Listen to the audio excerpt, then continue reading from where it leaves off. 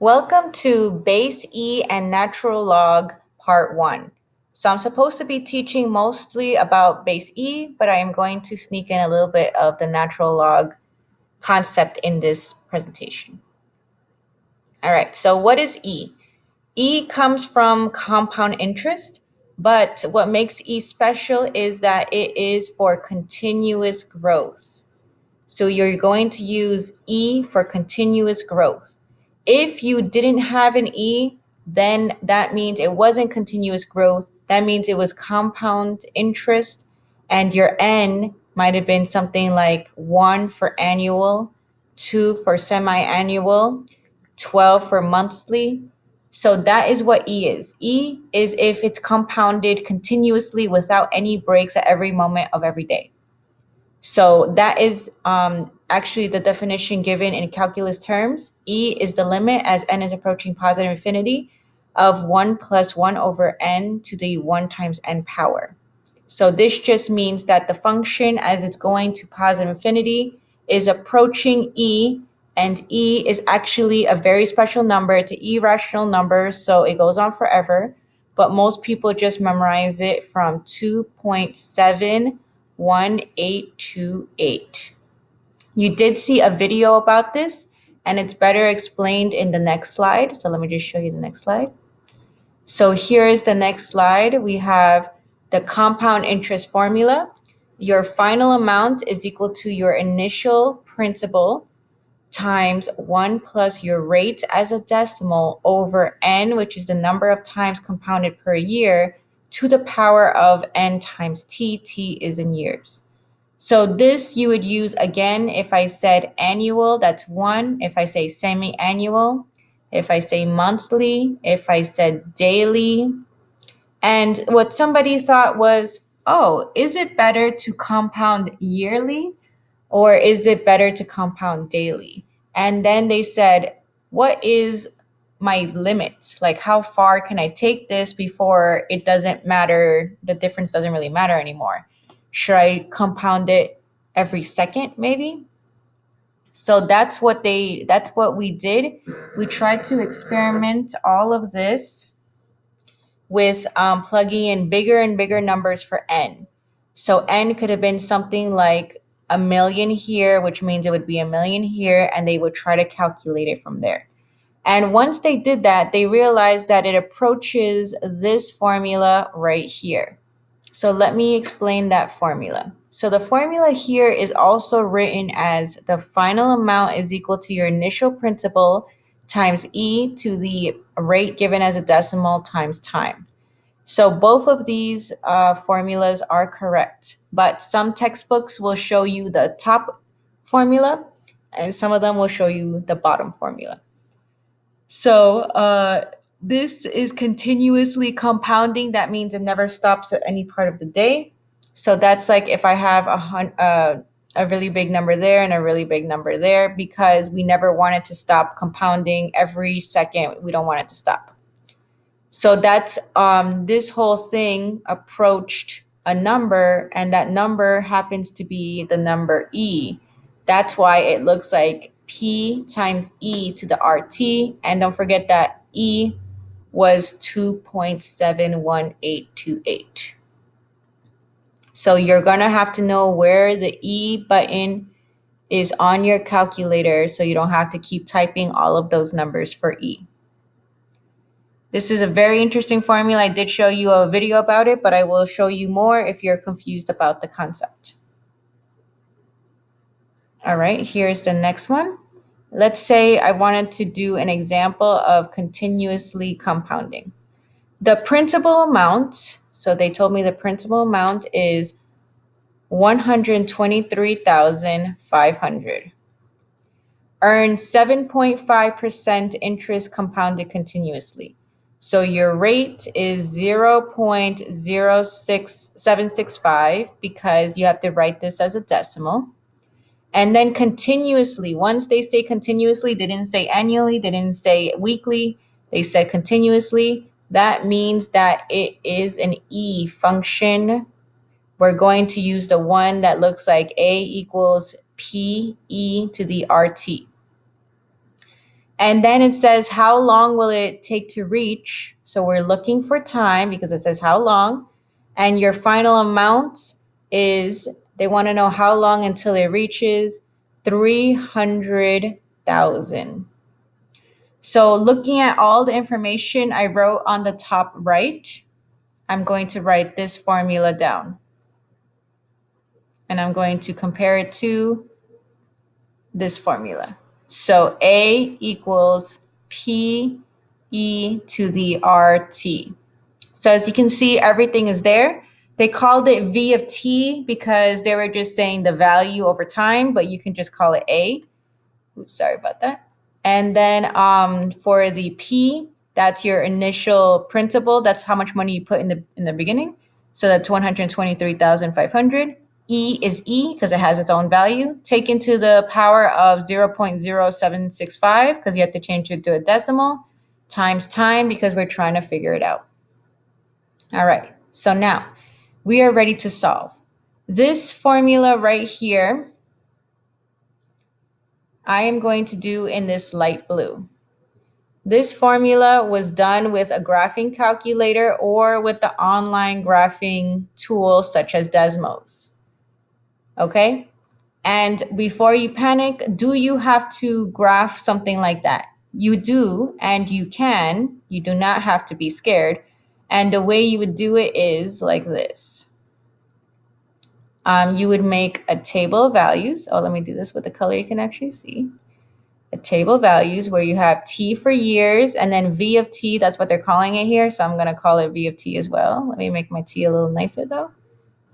And for the time, you would plug in, let's say 1, 2, 3 years just to get that curve. And you know it's increasing because your A is positive. You would get your corresponding V of T power. So whatever you get when you plug in 1, 2, and 3, which would be here 1, 2, and 3. And then you just connect them. I'm not actually going to plug those in for you. That's just me saying that is how you graph any function in the world. Plug in some values to see what the curve is looking like, and then you'll remember the curve. It's an exponential increasing function. All right. The other way, the one more function you need, sorry about that, is this one. The other function is you need to know when the blue function is going to hit this number right here. That's why it's horizontal. It's y equals this number. So I'm going to write it here. Y equals 300,000 because that represents a horizontal line. I know I want my Y to be 300,000 and not my T because that's what I'm looking for. So then here at the point of intersection, that will be my answer. I don't know if you actually see these values, so I'll write it again. It's 11.6 comma 300,000.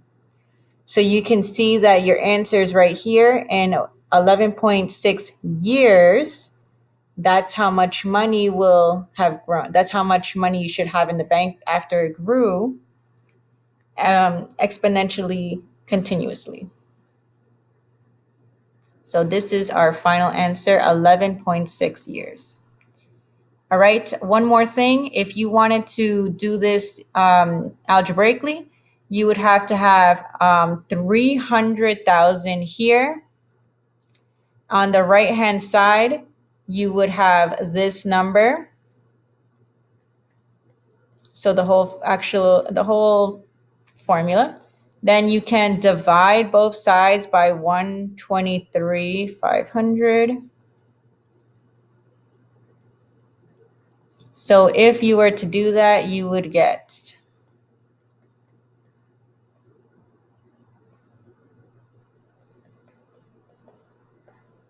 2.4, let's just say, is equal to E to the 0.0765 T. Then what's the opposite of E? It's natural log. Natural log will cancel. So then on the other side right here, you need ln of 2.4, but I'm just going to hold off on that. I'm just going to leave it the way it is. So ln of 2.4 is equal to 0.0765 times t. In case you can't see that too well, I will make a little thing for you here. So I will do it out of, if that's a little better for you. Then I'm going to divide by 0.0765 to get t by itself.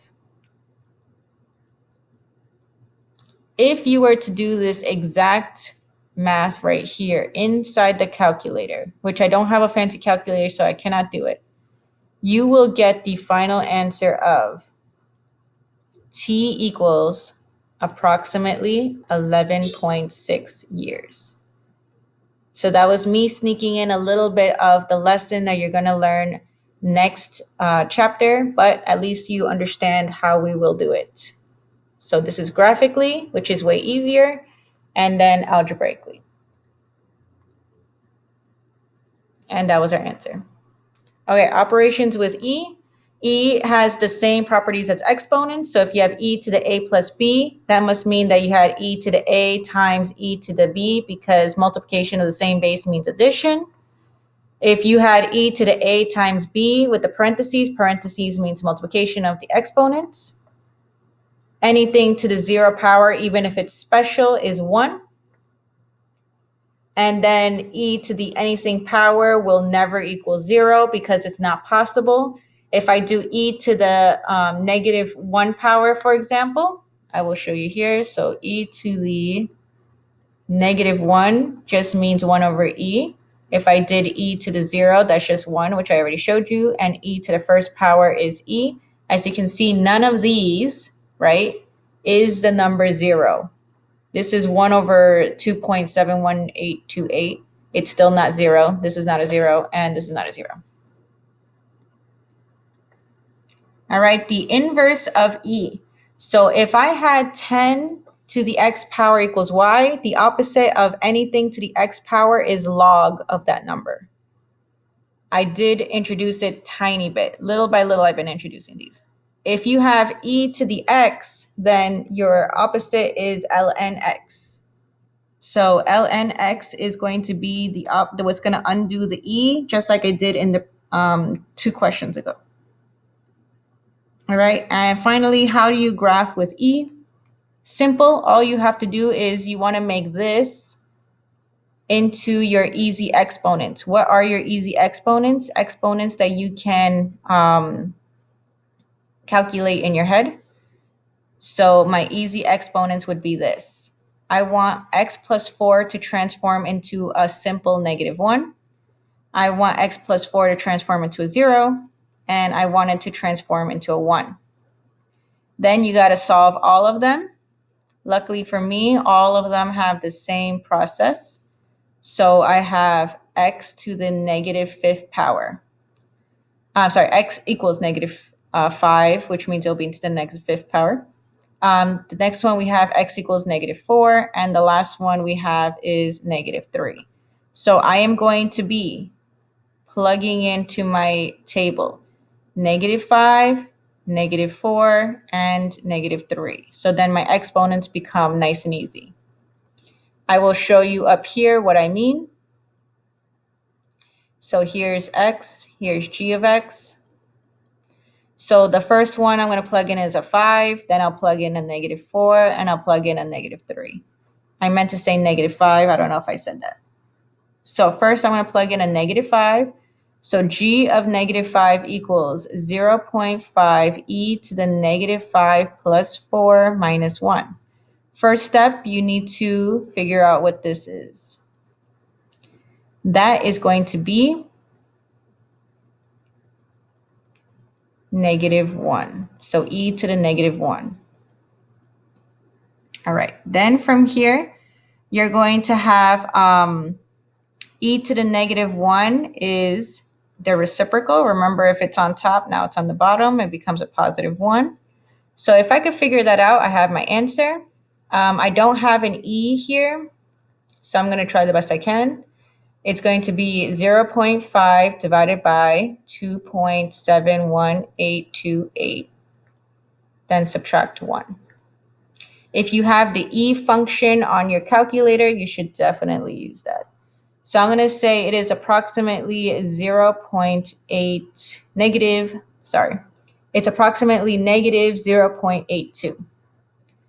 All right, now for my next one, I am going to plug in a -4.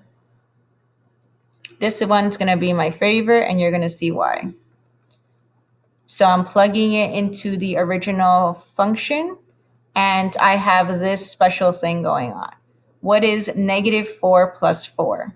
That is the number 0. And then you have to think to yourself, anything to the 0 power is 1. And finally, all you have to do is negative 0.5 times 1 minus 1. So if you do that, you get negative 0.5. All right, now for number 3. You might be wondering why I'm doing all this math if my graph is already on the right-hand side. I am doing this because you have to do this as if you don't have a graph. I'm just having a graph here so that I can show you that the final answer matches mine. So first, you're going to do -3 plus 4, which is 1. And then you think to yourself, what's e to the first power? It's still e. So then it's 0.5 times e to the first power minus 1. I don't have an e function here, so I'm just going to do 0.5 times 2.71828. That is e. Multiplying them, then subtracting 1, and that's what you get, approximately 0.36. So that is 0.36. Okay. So these are my approximate answers. I'm going to put them on the graph here. So -5, which is here, and -8.2 makes sense. -4 and -0.5 also makes sense because these are skipping by 2s. And then -3 in the positive 0.36. So I'm plugging these in with my pink coins here. And you can see that they do make the very important curve that you need to do, because you will always get that curve as long as you are trying to figure out when the exponent, this exponent right here, is 0, -1, and 1. All right. The other thing is that this over here, which I will highlight in light blue, this one, that is your K. And as you can see, it still exists here. I didn't draw it perfectly, but the horizontal asymptote still exists for E because E is an exponential function. If you are lost about what I'm trying to say, I will show you here.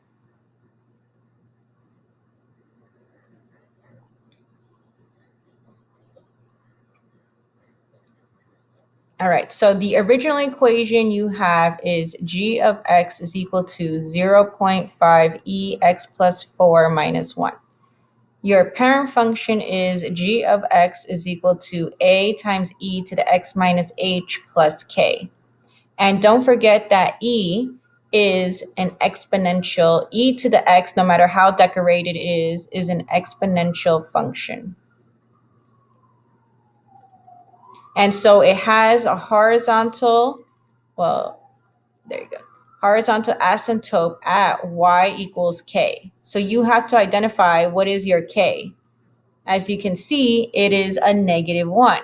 So that means that your horizontal asymptote is at -1. That means the whole graph shifted downward because of that -1. It had nothing to do with anything else because it usually is hanging out above y equals 0, but it shifted downward 1 unit because of the k. So this is something you're going to have to memorize. Whenever it is an exponential function, it does have a horizontal asymptote at y equals k. That's it. And if you have any questions, please don't hesitate to ask. And this template with some slides.